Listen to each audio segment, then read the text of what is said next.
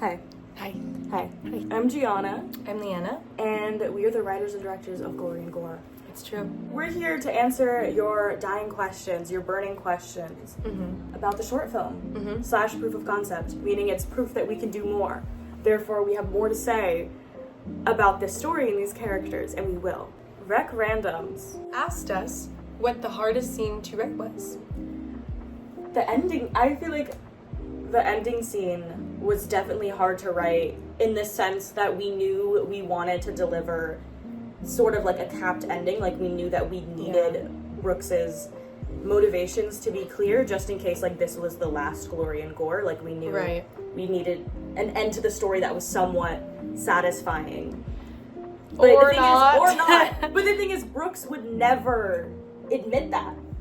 Yeah. Like, he would never outright say, like, I love you to Cassius, and it is a love confession scene, like, that is... his twisted, sick rendition of love. But I think in the same...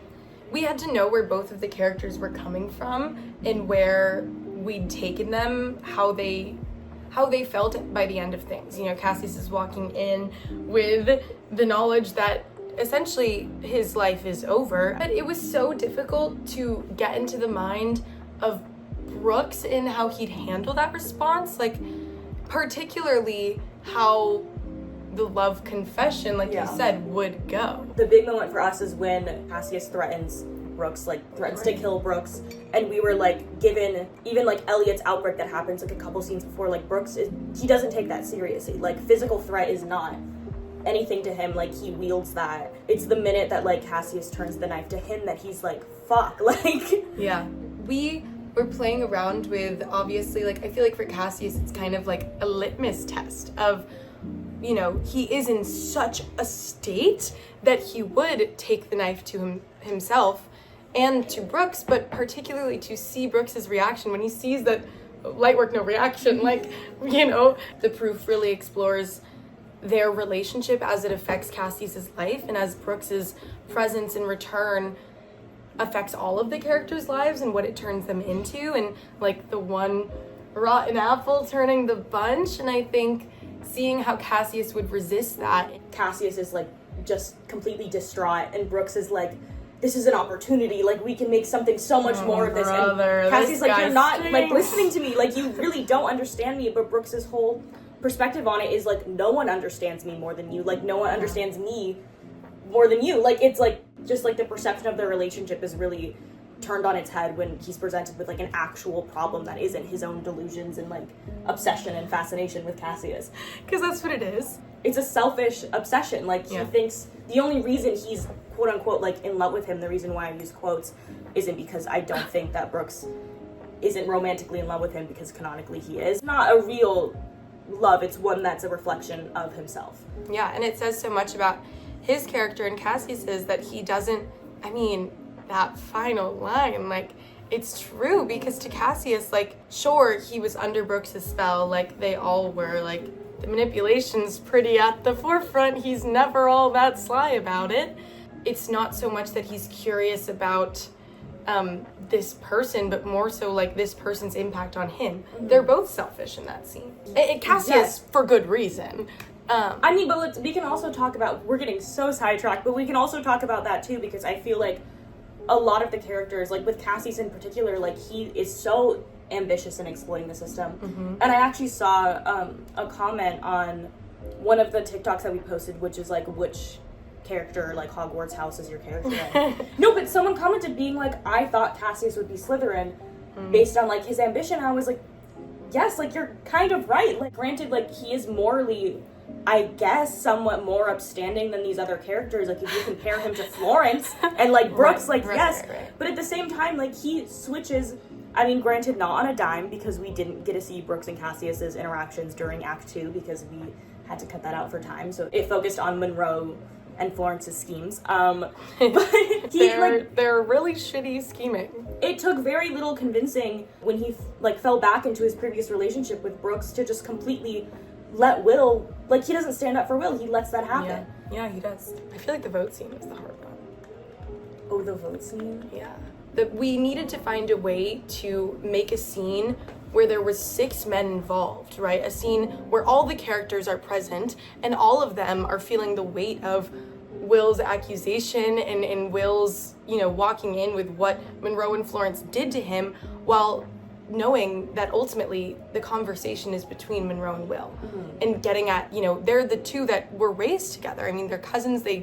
Will's family took Monroe in, and knowing when to make the conversation strictly between them, I feel like that was difficult. What would you say in a room full of men where also Brooks is present?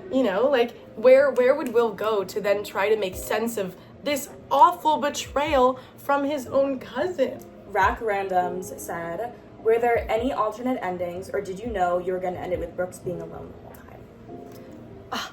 Absolutely not. In fact, that was going to be the first of the endings, ultimately the one that we cared the least about, because I hope the viewer, we cared the least about Brooks. We've given you really no reason to care about this person. We felt it very important that each of the characters, you see where they are at the beginning of the proof, and by the end of it, by the end of the story, where are each of them, are trying to conjure up some semblance of a full arc of, a very small fraction window into these boys' lives. And Brooks was the beginning of that. Because it's more so Brooks's effect, an overarching catalyst for everyone else. Brooks always stays the same, and it does end on Brooks staying the same. But we did have a montage of endings. It was always supposed to end with Brooks being alone, in the sense that that confession was always going to happen, at least in the proof, and Brooks was obviously going to get rejected, because that would be a horrible, terrible relationship. Getting rejected is the craziest way of putting that. Brooks was always going to get turned down. Because how could Cassius ever hear all of that and face him and be like, wait, yes, let me get down on my knees with you and let us share a little kiss. What? Oh my god, this man just lost his scholarships. He just lost his place in one of the most prestigious clubs in the country, literally his stepping stone to becoming what these men were born with. But I will have you know, the original Glory and Gore does end with the scene of Will and Cassius making up. Also in that scene, which I don't know if it came across that well in the proof, just because, again, we were short for time, it's really difficult to get out a full-fledged story as ambitious as this one in such a short runtime. And Will is talking to Winston, and Winston admits that Brooks isn't allowed back in the school. Will doesn't turn the club in. Will doesn't tell Winston the point of his character, and I'm so sorry to tell you guys this, because I know you guys love Will Astor so much, and we love Will Astor too. It's true. But he's no better than the rest of them, because he's fully presented an opportunity with Winston to turn in the club and do the morally right thing, but he's so much of a pushover, and basically he's a bystander to the situation. He doesn't choose to turn the club in because he's too scared to. Right. And I think ultimately, he does what he needs to. He leaves the club, but he removes himself from that situation while knowing, or at the very least presuming, that exactly what happened to Archie. The guy we'll talk about later. The guy we'll talk about later. Shout out. He presumes exactly what happened to Archie and exactly what happened to him, except to an even worse degree, because it came from his cousin, is likely the same behaviors that these men are going to continue producing, at least in his mind. And I think him leaving that, it's yeah, sure, he did what was good for him, Will Astor, without doing the thing that would be best for everyone, I think. He didn't want to snitch. Feature with lovely producer Daily Newcomb and company. This question is from Awesome Ashlyn, and it is, what advice do you have for aspiring film writers? Gore and Gore has inspired me a lot. First of all, thank you. Yeah, thank you so much. I mean, as aspiring writers ourselves, obviously, we made this, and it's so close to our hearts, you have no idea.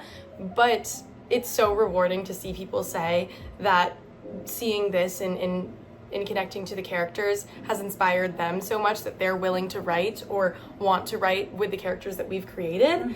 And I would say something that I've learned from the process of Glory and Gore, and something that I'm still learning, is to just write.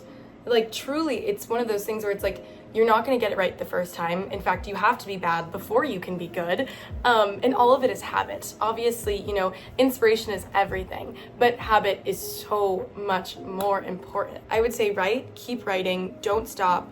And don't stop if it's bad. If you write one thing a day, I mean, there are so many writers who have such better things to say, but I think something that this has shown me is that actually you do have a story worth telling, and I feel so lucky that so many people think that this is one worth telling.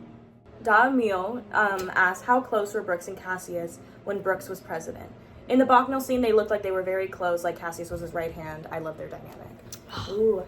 Good This question. is a good one, and not one that we get to talk about a lot. Cassius and Brooks's relationship is really based off of Socrates and Alcibiades, and this kind of concept of like a student-teacher dynamic, which is really prominent in ancient Greece, in the symposium. In the symposium in particular, and this idea of passing down knowledge through intimacy. Cassius was kind of invisible. He wasn't really a prominent figure. Like, he was just a member of the club by legacy, which we don't get to talk about a lot, but like technically it is a legacy club. You know what? Let's talk about the symposium. Let's answer some questions about the symposium. Unless you know about the tradition of the symposium, you might not be familiar with the dynamics that we were trying to, I guess, emulate and represent in this film, and just in this story generally, which is essentially, in the ancient Grecian tradition, a room of men, philosophers, and intellects alike would gather. A lot of wine mixed with water. Yeah. 4 parts water, 1 part 4 parts water, 1 part wine. Women were only allowed in the symposium as entertainment, as prostitutes, as musicians. And I think now, for ourselves, we wanted to make the men the entertainment. Yes. Brooks and Cassius definitely had like a mentor-mentee relationship, and Brooks kind of like usurped him from the dark and took him under his wing, and that's kind of where the birth of this toxic codependency kind of arose, just because Brooks sought him out as like, oh, like you're the only person who could ever emulate like what I have. And at this point, I mean, Brooks has everything in life. Like, he's a very, very rich individual. He has the status. He has the status. He's already at the top of the pyramid at this point. Like, and he kind of takes on Cassius He has his name. He has his name. And he takes on Cassius as a project, because ultimately what Cassius has that these men don't is genuine passion.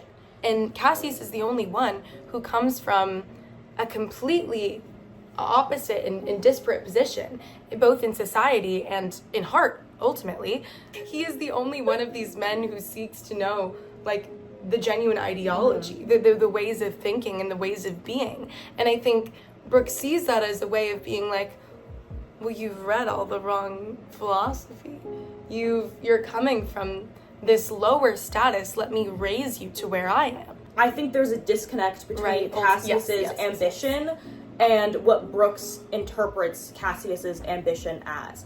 Because if you take, like, for example, Florence's character, he's really ambitious and he really wants to get on Brooks's good side, not necessarily because he wants to be Brooks, but it's kind of like a big dick competition. Like, I'm gonna go with the big man, you know? Like, that's his perspective of it. So that's why, like, the daddy issues. Yeah. And also just Florence as a person, like, he's not respectable. You can't take that man seriously. No, you can't. But I think Brooks misinterprets... Brooks misinterprets Cassius's ambition as his own, when really Cassius's ambition stems from the things that he's been through in his past. Out of, like, genuine, like, wanting to climb socially, but also wanting to make it in the world as a person who cares about literature, who cares about philosophy, who cares about these things. You know, pursuing a career in that, you know? And it's interesting because I do believe that Cassius does have a connection with Brooks. Like, that's definitely not... It's undeniable. It's undeniable, but it's where that stemmed from, and is that healthy, and was it via manipulation, and, like, are these real feelings, or is it because you took me under your wing and you're, like, teaching me all these things? And again, like, Cassius, he's not as affected by, like, the force that Brooks is as all these other boys are, mainly because he knows him, kind of akin to Elliot, how Elliot knows him. But at the same time, like, both him and Elliot are still drawn to him in some way. Brooks is still such a force just because of the way he carries himself, and because he's delusional and fucking crazy. He does have a way with words. He's annoying.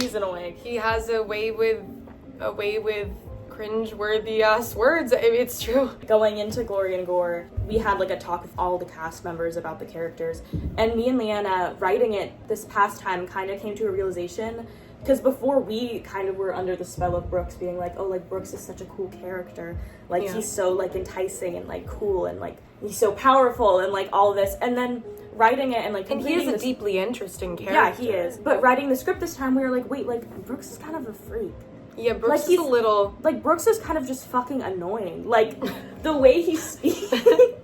Come on, Elliot's grounding-ass character, like, him being like, you fucking suck. Yeah, he does suck. Thank you so much. Someone in the room had to say it. Both of our favorite moments is in the ending scene when Brooks spouts this absolute bullshit line. The depths of pleasure are just... Shut your bitch ass up! Goes, shut the fuck up. Like, shut up. Like, I'm done. Like, I'm done with you. Like, stop this fucking with your bullshit. bullshit.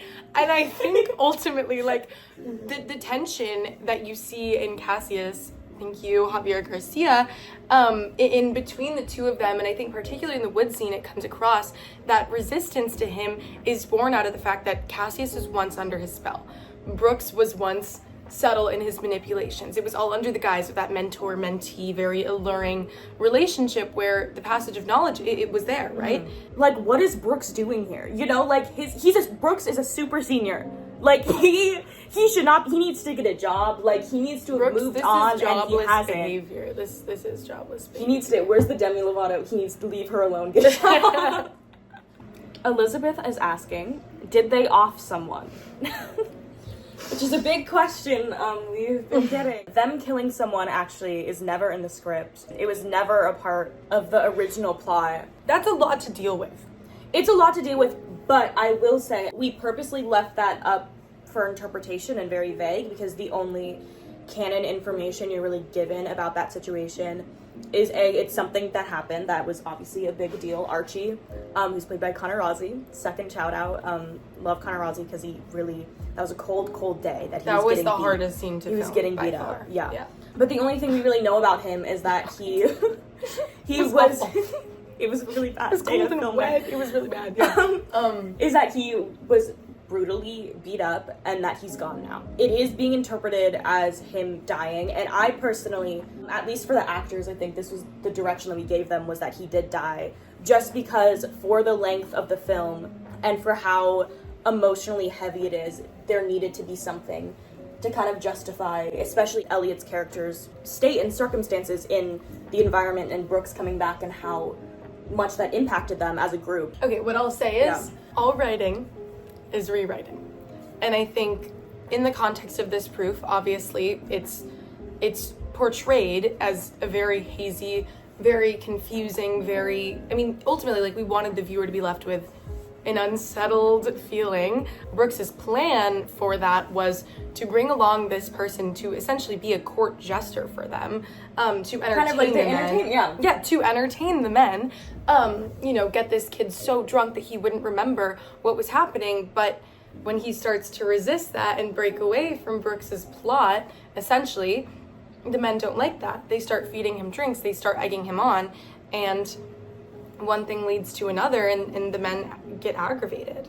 And I think that also coincides with the all-male cast with our largely female crew and the commentary on the symposium and kind of men in an academia setting in particular, which is a place where women weren't allowed previously. Yeah, I mean, literally. And also, in this tiny setting out in the woods, removed from society, already removed at this incredibly wealthy, prestigious university, in this upper echelon of this, society that only men were allowed into, because if there was a woman present, none of this would have happened. What happens when you let them run wild? When you let those egos run wild? I would quote Nietzsche right now, but you don't want to see me do that. I think it was important for us, at least for Archie's character, for Archie to be a man, because personally, this may be off topic, but especially in a story like this commentating on masculinity, I personally don't feel the need to show violence against women. I don't want to see that. I don't think it's necessary to be on screen, especially for this story, because I do believe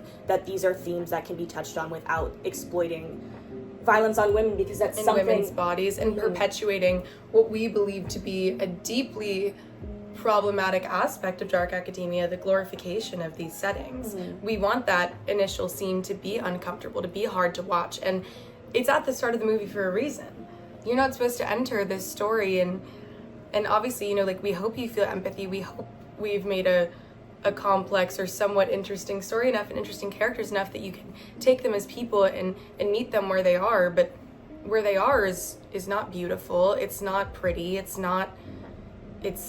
quite awful. We do love these characters, and they are such human characters, and I feel like it is a really... The worst kind.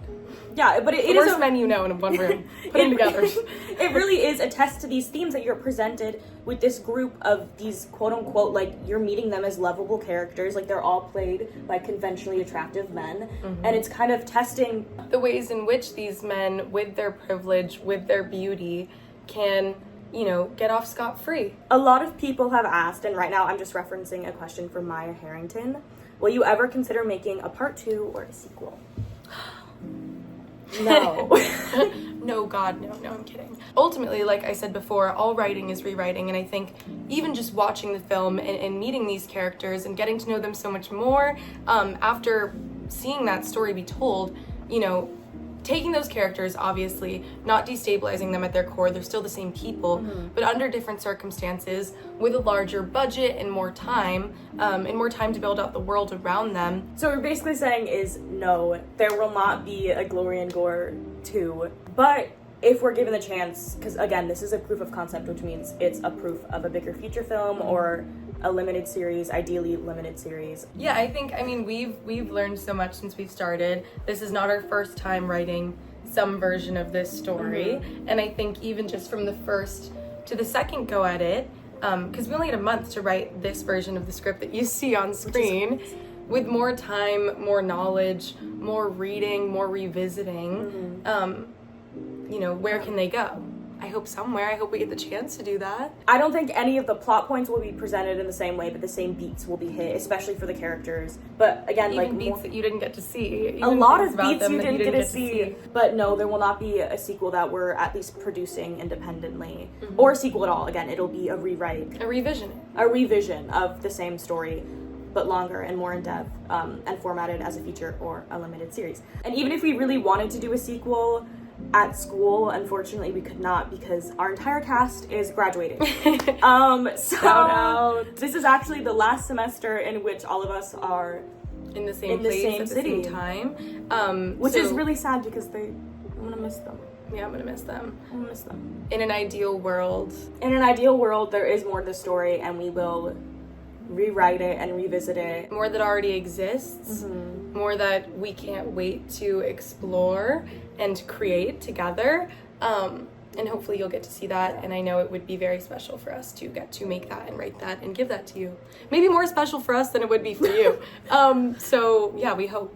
Yeah, but it definitely won't, like, it's not going to start with the Brooks and Cassius scene. No. It would start at the very beginning, but a different very beginning, with the same characters. Different, but the same.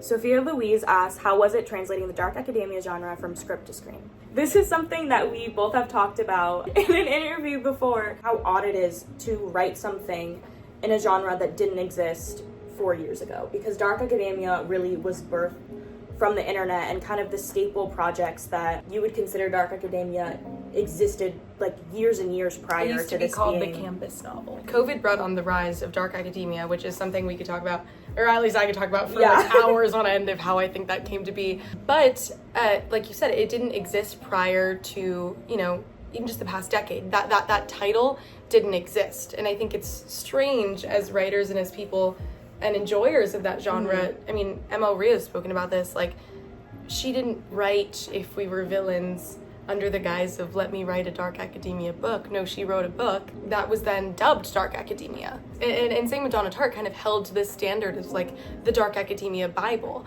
when in reality they explored similar themes in somewhat similar settings of, you know, a very insular, very small, tight-knit group of people at an institution. It's really interesting how, if you ask any authors of these books, like, did you write a dark academia novel, like, the answer is no, because it's just that didn't exist. Yeah, it's kind of something that's just been conglomerated together, and it really is like a self-cannibalizing genre. Like, it just feeds off of each other and the things that people create from it. Like, it's an interesting exploration of humanity and human relationships, certainly. And it's like, of course, these are the themes that are overlaid, like, across the board for these books, because it's the ones that come up, like, when you have an elitist society, like, an elitist society filled with pretentious fucking assholes.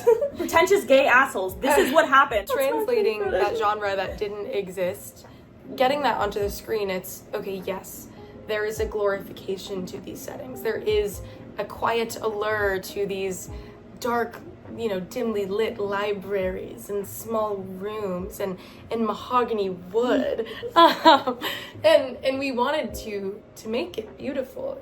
Our cinematographer, Harry Robinson, did a wonderful job of conveying that. Adapting a Dark Academia script to screen is that it has to be beautiful. It kind of has to capture the viewer in the same way these people are captured by these rooms and these places and this society. And again, it's a tough battle with the audience and what you're putting out there, because it's so hard mentally to discern like what you're visually seeing versus the content of it. To present something like that to a viewer and not expect them to like register it visually, because they're such visual people, as something that they're supposed to be attracted to and like drawn into. And I think that's just an inherent difficulty when it comes to film and film adaptations of a genre that really relies on the viewer to discern what's right from wrong. When we were coming at this, I mean, we have so much criticism about all of the literature that we've read. And we can talk about this extensively. The problems that we see in the glorification of this genre and the embodiment of this genre that people aspire to, when at its core, it's people want to read literature. We want to look at pretty pictures. We want to consume art. We want things to be beautiful, even when, on the surface they may be, but at their core, they're despicable. Reproduction of those things is really difficult to do in nature, but also, given the tools and the circumstances that we were under. And I hope to some degree people don't see this as a glorification, because ultimately, like, these men are terrible, and I hope that's agreed upon. I hope it is. I saw someone say Brooks was their favorite character. A lot of people say Brooks is their favorite character. They're interesting characters, but like, know that these are terrible people. They're all shitty. You can critique them. People. You should critique them, and you can critique this genre, and you should critique this genre. And I think in a future version of Glory and Gore, that would be something that we keep at the forefront. Certainly is. And it's also important to note, guys, we hate the drugging scene too. Like, guys, we don't like the drugging scene. Like, we know it looks bad. Like, we know it's bad, and I'm so sorry, but, like, we had 44 minutes, and we needed something to get us from point A to point B. This is another thing that we should probably disclaim about. In terms of budget and what we're able to do as a student film, I think it's also very important to know, at least, how the story's developed, that we have such limited resources for budget, which means limited resources for SFX. And also, again, like, we don't have any professional stunt coordinators or intimacy coordinators. Though the ones that we did were professional at all times, and they're wonderfully talented and will go very Shout out Kwesi and Connell.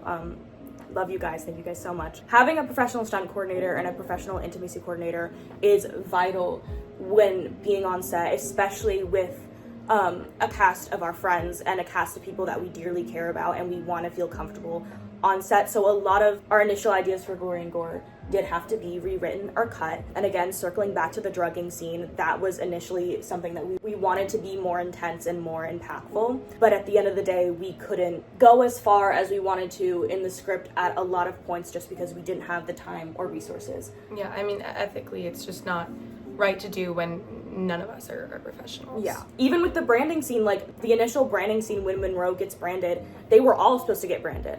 But that was something that, like, logistically we couldn't do because of our SFX makeup artist, Jenny, who's amazing, by the way. But not because she couldn't do it, but because the timing, like, it took so long to get that one hand done. Like, for example, the longest scene that we filmed was the hand cutting scene. Yep. Like, that was, I think it took us, like, 6 hours to film that, like, 30-second montage, genuinely because the SFX takes so much time and effort and Jenny did an amazing job, and we love her. The Gore and Glory and Gore cannot be fully realized simply because of our limitations and restrictions. Yeah. But hopefully you enjoyed. Hopefully you enjoyed it anyways. Hopefully you enjoyed it anyways. Hopefully you got a little bit of glory and a little bit of gore. And hopefully in the future, there'll be more of both. So this is a question from Ava. Hey, Ava. Hey, Ava. Ava, oh, I'm gonna butcher your last name. You said it's been a project of 2 years. When did you start actually filming? It has been a project of 2 years. We initially filmed, which is now being referred to as Baby Glory and Gore. They oaxed up that as Baby Glory and Gore, and Baby we're Glory just and Gore. rolling with it. Glory and Gore .5, we filmed first semester of our sophomore year, and it was for one of our school's clubs, and it was a 10-minute pilot, and we decided to take that 10-minute pilot, which we don't speak about because it's pretty rough and bad, but we took that 10-minute pilot with the same cast and characters minus David Stotts, who plays Elliot, and Luke Joyce, who plays Winston, and shout out.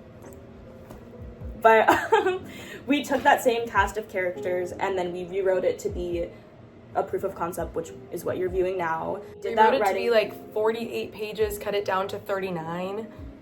We cut out a lot of pages. We did. We cut out a lot. Which is so, it breaks my heart. It's devastating because that was like this is the maximum of what needs to be told in order for the story to feel fully fleshed. And then, hey, actually remove 10 of that. Anyways, we started, then we rewrote the script, I think of October of our sophomore year until February, second semester of our sophomore year. And then we filmed that in 8 days. Everything that you're watching, or that you watched, we filmed in 8 days. 4 hours, 6 hours, 12 hours. 12-hour days. Yeah. 2 12-hour days. Yep. 3 weekends. 3 weekends. A majority of that pre-production time was spent conjuring up like what could be done with the resources that we had, garnering those resources, while also like building out our team, cast, crew interviews, the cast that we didn't already have, as well as like us doing research, watching movies. I mean, we also produced this, and it's so difficult. If you're a student producer, you know it's so difficult to independently produce, let alone produce as a student. Yeah. It really is life consuming. Yeah, 8 days. 8 days. 8 days of Glory and Gore. It was a glorious 8 days, if you will. Thank you guys so much for watching, for caring. Genuinely, all of it is more fuel to keep writing and to keep revisiting and expanding like what we believe is possible for this story. We love the questions. We love answering them. We love talking about this story. And truly, thank you guys so much. It's so amazing to see people being inspired by what we wrote to make other content with it. It's truly like the most rewarding thing. I don't think I'll process it for a very long time, but know that it is super. And we're like genuinely so grateful. And especially coming from a place where we grew up. You know, we grew up being huge fans of things, and we made this because we were huge fans of things, and it's so just incredible to see people love these characters as much as we love them, because we do, like, truly really love these them. Characters as fucked up and as evil and malicious and twisted as they are. As men as they are. As man as they are. Thank you guys so much for your questions. We're always down to answer more. If you DM us, we will answer, usually. We're usually the ones answering if you DM us. Yeah, it's true. It's always us. You're always talking to us. So we're two girls. We're literally two girls in a room. We're two girls in a room. We are watching all your Instagram edits and freaking the fuck out over them. It's true. Thank you for everything. Thank you so much. We love you. We love you. Bye. Bye.